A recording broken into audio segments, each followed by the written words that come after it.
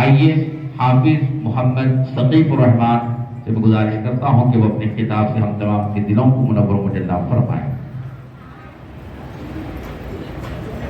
نحمده ونصلي على رسوله الكريم، أما بعد،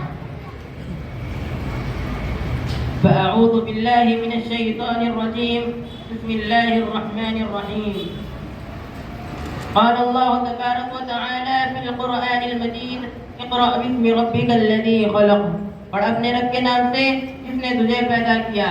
وقال النبي صلی اللہ علیہ وسلم: طلب العلم فریضة على كل مسلم، علم دین کا حاصل کرنا ہر مسلمان مرد اور عورت پر فرض ہے۔ محترم مکرم خواتین و حضرات و معزز مہمان خصوصی اور میرے عزیز ساتھیوں، السلام علیکم ورحمۃ اللہ وبرکاتہ۔ آج اس مبارک موقع پر میں ایک تقریر سنانا چاہتا ہوں۔ میری تقریر کا عنوان ہے دینی تعلیم و طالب علم کی فضیلت۔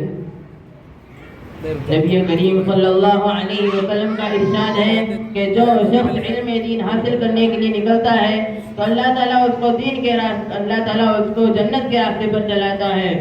اور طالب علم کے لیے فرشتے اپنے پروں کو بچھا دیتے ہیں، اور طالب علم کے لیے ہر وہ چیز جو آسمانوں میں ہے اور جو زمین میں ہے اور جو پانی میں ہے، یہاں تک کہ سمندر کے مچھلیاں تک دعائے مغفرت کرتی ہیں۔ امام شافعی رحمۃ اللہ علیہ بچپن میں یتیم ہو گئے تھے، اور ان کے والدہ کے پاس ان کو تعلیم دلانے کے لیے کوئی انتظام نہیں تھا۔ تو امام شافعی رحمۃ اللہ علیہ بڑے جانوروں کی ہڈیاں تلاش کرتے، پھر ان کو صاف کرتے اور ان پر احادیث و مسائل لکھ کر ان کو یاد کرتے تھے۔ بتاؤ کون کہہ سکتا تھا کہ ایک ہڈیاں تلاش کرنے والا بچہ ایک دن اتنا بڑا امام بنے گا؟